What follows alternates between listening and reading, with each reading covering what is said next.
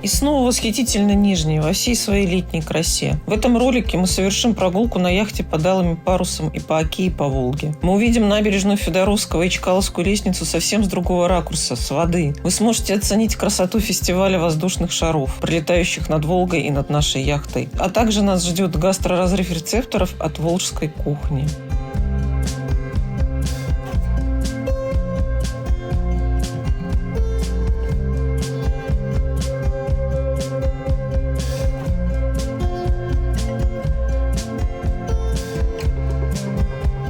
Привет, друзья! Вы на канале «Путешествие вкусно». Меня зовут Кирченко Юлия, и мы вновь в Нижнем Новгороде. Друзья, ну вот первый день фестиваля воздушных шаров в Нижнем Новгороде, и они стартуют из местечка под названием Бор. Это на той стороне Волги.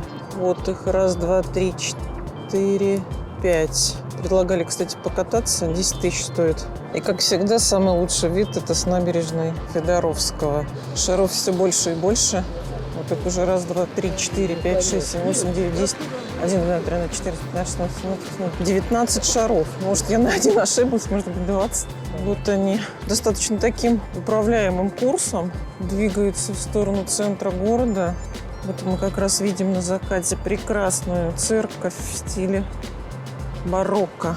Друзья мои, одна из самых главных достопримечательностей Нижнего – это вот такой храм, построенный в стиле барокко. Он как внешне прекрасен, так и внутри прекрасен. Считается, что это нижегородская барокко или строгановская барокко. Какие у него башенки, часы, колокольня. 18 век. Надеюсь, что архитектор не расстрелян. Очень красиво. Куча деталей, характерных для этого стиля. Такие вот здесь шишечки. Куча всякой лепнины, которые тут все вот характерные стилистические характеристики подчеркивает. Очень нарядно. Красота. Нижегородская барокко. Впервые я, конечно, такое вижу зрелище. Когда-то мечтала в Каппадокии побывать и на шарах на этих попробовать. Ну вот хотя бы посмотреть. Он, кстати, садятся в воду, прям приводняется. Что, так можно было, что ли? Что-то у него, походу, он сдувается или он на землю. Прям интересно, как развиваться будут события. Да, похоже, он приводняется, в то время как другие шары продолжают свой путь по намеченному маршруту. А что же будет с этим, с красненьким? Он в виде сердца. Я думала, он сдувается. Это шар в виде сердца. Может быть, он даже, наоборот, стартует оттуда и набирает высоту, а я сослепу не поняла. Да, он поднимается вверх. Друзья, мы с вами вновь в Нижнем, в ресторане «Безухов». Канал «Путешествие вкусно» вас приветствует. И вот мы будем пробовать щавелевый лимонад. Ваше здоровье.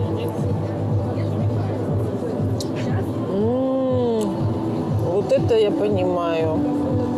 Как будто бы ты берешь стебель щавеля еще с росой и чувствуешь вот эту вот кислотность и волокнистость стебелечка и нежность листочка. А еще мы попробуем щавелевую настойку. Ваше здоровье. Да, это она.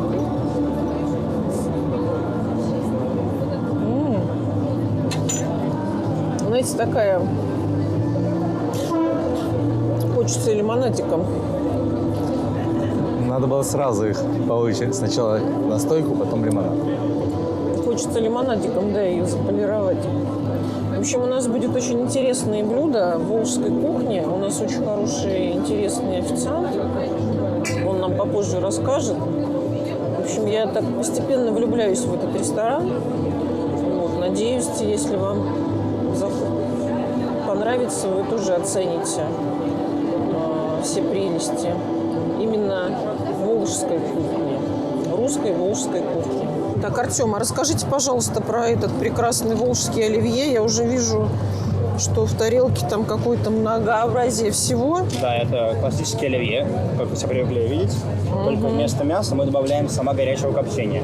Это мы Смотрите. делали раньше, сейчас буквально неделю назад мы изменили, и мы добавляем сама рассольного, как раз которого... Которые мы обсуждали прежде. Который мы обсуждали, просто решили, что надо попробовать что-то новое. И моченая брусника, да? Моченый брусника в качестве декора для вас, да? Ага, спасибо большое, это очень Приятного интересно. аппетита, пробуем. Спасибо. Так, ну что, хреновушечки, черный хлебушек, масло с крупной солью, хреновушка. Юля, подождите. Ждем. Давайте. Друзья, ваше здоровье. Я с вами. Все учу.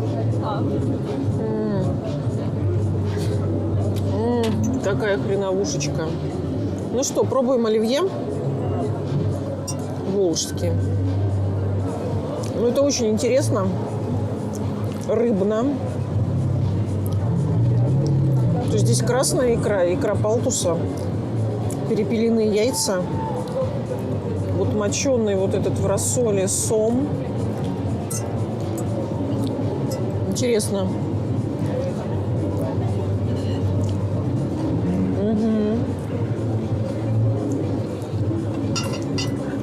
Я бы сказала,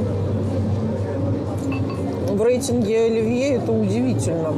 Да, прям такая, знаете, закуска под что-то вот дистиллятное. Пожалуйста, это вам наш судак порционный, судак анатюрель, который рассказывался в романе «Мастер и Маргарита». Где вы сегодня будете ужинать, Степан Богданович? Ну что за вопрос? Конечно, здесь в Массолите, дорогой Григорий Данилович. Арчибальд Арчибальдович шепнул мне, сегодня будут порционные судачки а-ля натюрель. Виртуозная штучка. Да, умеете вы жить, Степан Богданович. Да никакого умения у меня нету. А обыкновенное желание жить по-человечески. Ну так дома можно поужинать. Слуга покорный. Представляю себе вашу жену, пытающуюся соорудить в кастрюльке на общей кухне порционные судачки а-ля натюрель.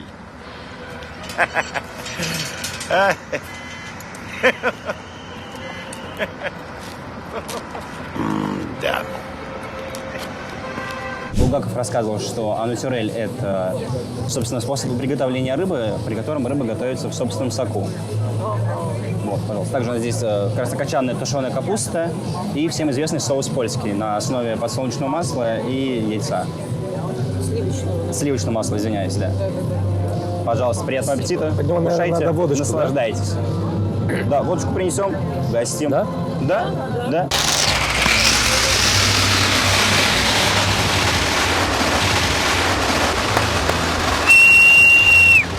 Что-то какая-то тут феерия на улице Рождественской происходит. Какие-то тут скоморошные дела, как обычно.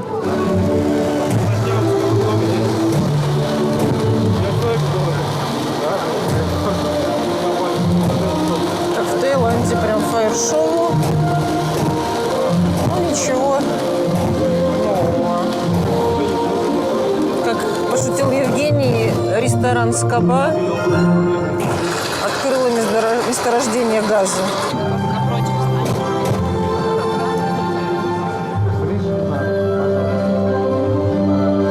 Какие опасные трюки с огнем на голове. Ой, все-таки не моя эта эстетика. Ну, судак такая рыба, она универсальна. Я бы могла ее, наверное, с треской сравнить. То есть это не жирная диетическая рыба. Вот. Очень такая, вот видите, беленькая, нейтральная. Меня больше интересует история с капустой.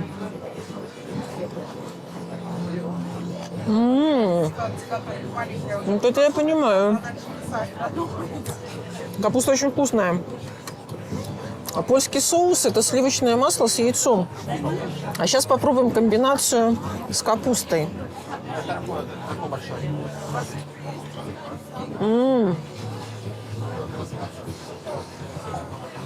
Соус добавляет жару всему этому Ну, Булгаков был точно не дурак.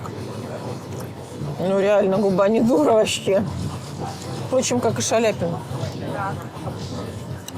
Очень вкусно. Друзья, ну, в общем, вот эта комбинация рыба, синяя капуста и польский соус, вот я не могу остановиться. Это вот что-то действительно невероятное. Надо срочно перечитать «Мастера и Маргариту», потому что это того стоит. В общем, Артем впечатлил меня, рекомендовав это блюдо. Отлично. Все нравится, все хорошо. Приятного аппетита. Один из лучших, которого я видела за последние года. Благодарю вас. Будете в Нижнем, только к нему. Да, это, пожалуйста, наш десерт «Графские развалины». Здесь у нас в суесничке это отвар шиповника. Для придания большего аромата мы его прогрели и сейчас будем заливать жидким азотом, чтобы он начал резко испаряться, и наводим такую красоту для вас. Пожалуйста. Такое небольшое облачко для вас. Итак, мы сейчас идем смотреть... Куда мы идем мы с пятачком? Куда идем мы? С пятачком мы идем смотреть на летающие шары. И не просто так, а с воды. И кататься на яхте. С какими парусами? Алыми.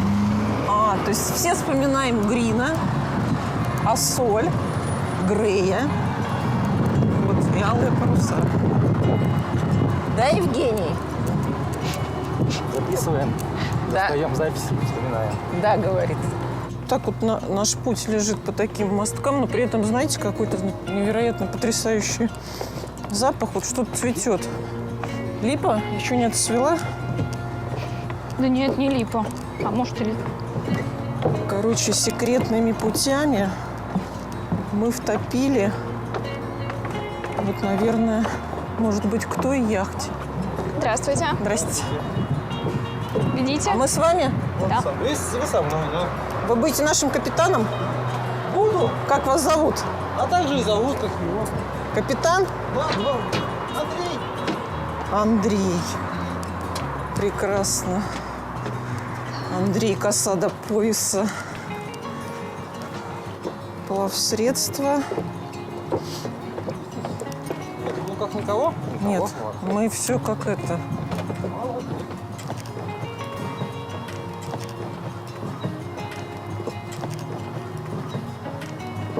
Безопасности в двух словах. Ходим по белому, сидим на белом, держимся за все железное, за все, что хорошо приколочено. За веревки держаться бесполезно. Ценные вещи, которые могут упасть, утонуть, убираем в каюту. Как залезаем? У кого ноги длинные, залезают вот так вот. У кого ноги не очень длинные, держимся за две железячки. Правую ножку ставим до тросов, левую ножку перекидываем, встаем вот так вот. Все хорошо, все поняли? Да. Залезаем. Ну, я, наверное, по первому варианту. Ну, почему бы нет? Вот мы с нашим капитаном Андреем отходим от причала. Татьяна, как вам? Прекрасно. Андрей, а вы возите куда-нибудь на этом корабле прекрасном? В какие края нижегородские? По области нет, не ходим по области. Это долго. То есть мы не скоростные, мы ходим не торопясь, километров 5-7, поэтому... это То есть будет здесь долго. вот в окрестностях, да? Да, в окрестностях. А это малое судоходство получается? Да, маломерность. А, маломерное. Маломерное. А на рыбалку можно на такой? Можно. А ходили сами-то? Нет, некогда. То есть в основном вот такая вот туристическая, да? Да. А как вас находить? Можно в Инстаграме, можно ВКонтакте, на Авито. Ленина, Великий Кормчий. Теперь я пушистик. Теперь вы пушистик. Это жилой дом? Да. Прям в центре Нижнего, на Набережной? В нем живет собственник вот этой яхты. Какой-то местный господин Абрамович. Ну, не Абрамович, но как хороший дяденька. Хороший дяденька. Спокойный, да. То есть здесь такая не заносчивый. малая Голландия, да? Это же как-то особый статус надо иметь. Или любой человек может здесь вот такой поставить себе. Ставишь дебаркадер. И там вот. уже оборудуешь как хочешь. Но все равно, мне кажется, разрешение нужно, потому что это природа какая-то Природоохранная там зона, да. То есть они платят налог на водопользование, налог на частную собственность, ну и, собственно, все. Здесь ночуют валдаи. Носятся 4 валдая по Нижнему Новгороду.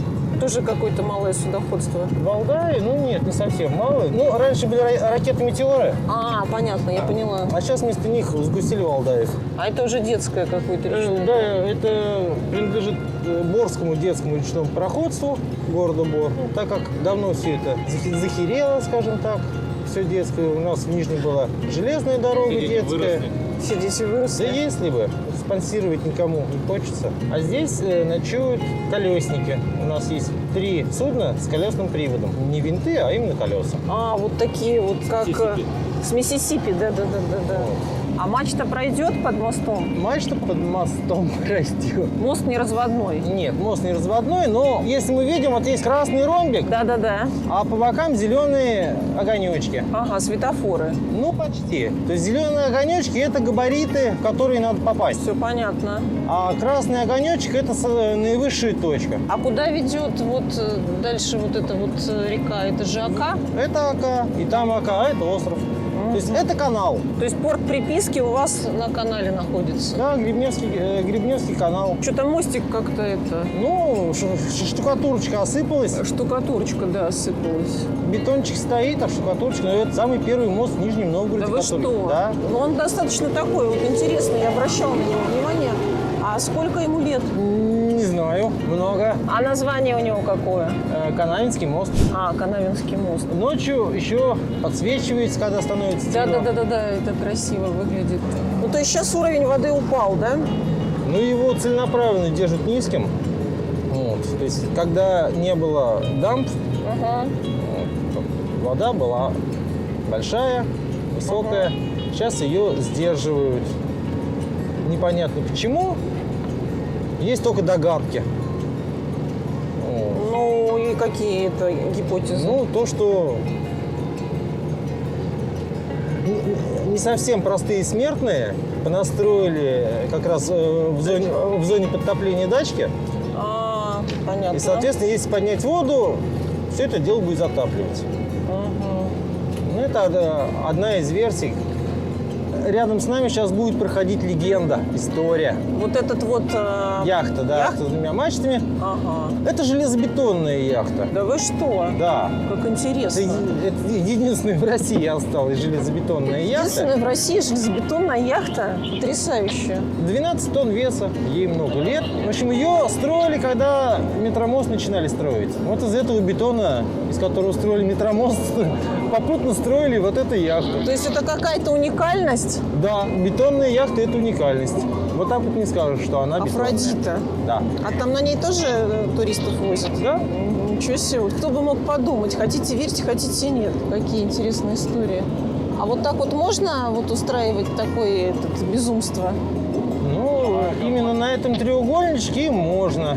Главное, чтобы они нам не мешали. А они соблюдают правила техники безопасности? Вот эти ребята? Вон они как. Ну, скорее всего, да. В спас-жилетах.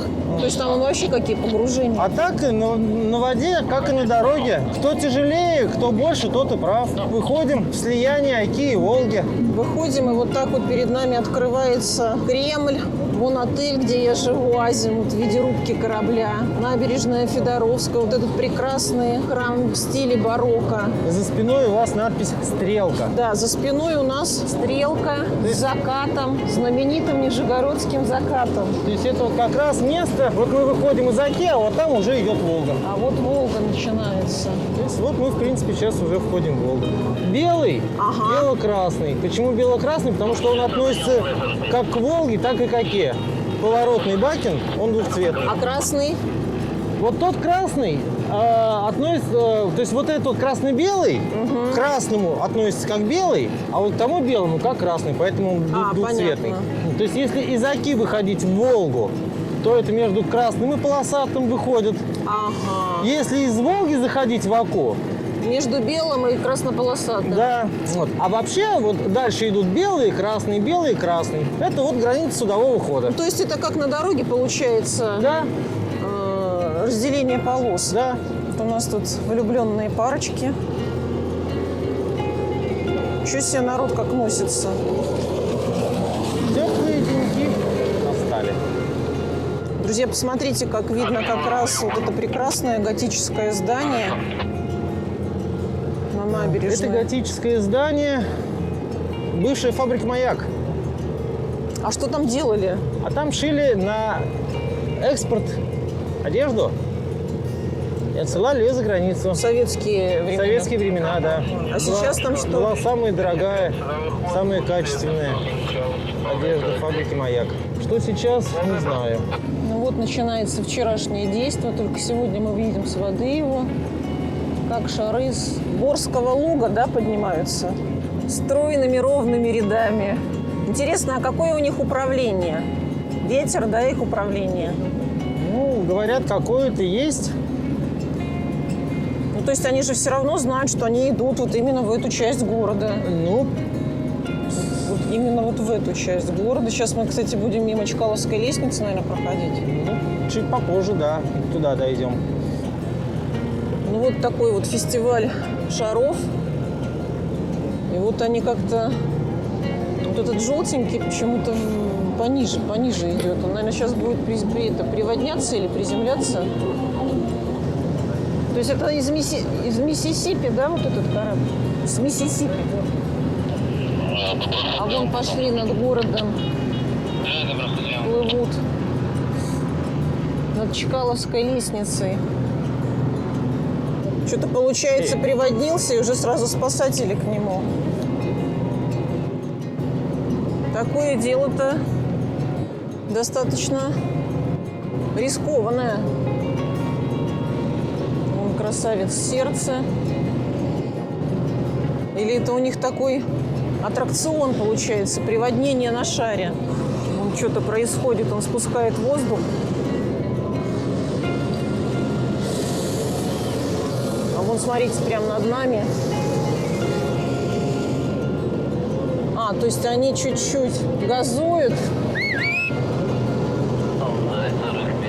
Прям целая какая-то шарная феерия здесь, кто во что гораст.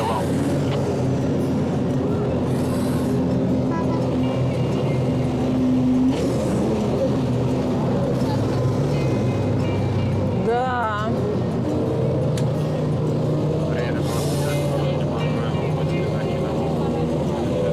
Целый там какой-то в Нижнем сейчас получается праздник.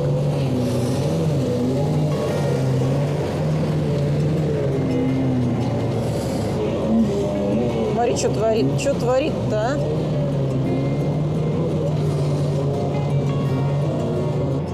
А что эти баржи перевозят? А все подряд. Песок, лом, гравий, дерево, там жидкости какие-то, все что угодно. Все тут волнуется вокруг яхты. Какие-то катера. В общем, все, что есть водоплавающее, все сейчас внизу. Так, это у нас Волга, да? Андрей, это же Волга. Волга, да?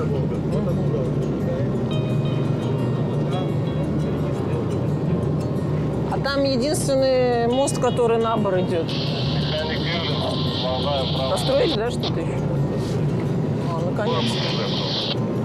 Тут что-то с мостами были проблемы.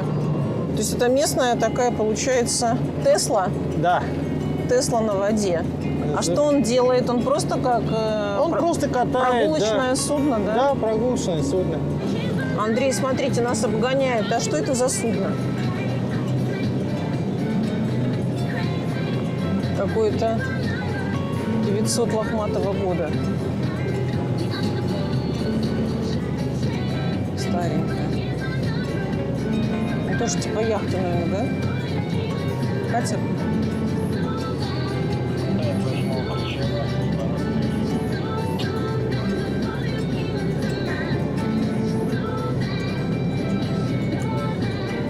Красота. Вот у нас стрелка, но уже почти ничего не видно. Да, почти ничего не видно, потому что солнце ушло. Написано стрелка. Вот там концертный зал. Храм Невского, знаменитый стадион. Ну что, друзья, вот так мы проводим нижегородские летние вечера. Чего и вам желаем, а у нас сейчас будет сухачок.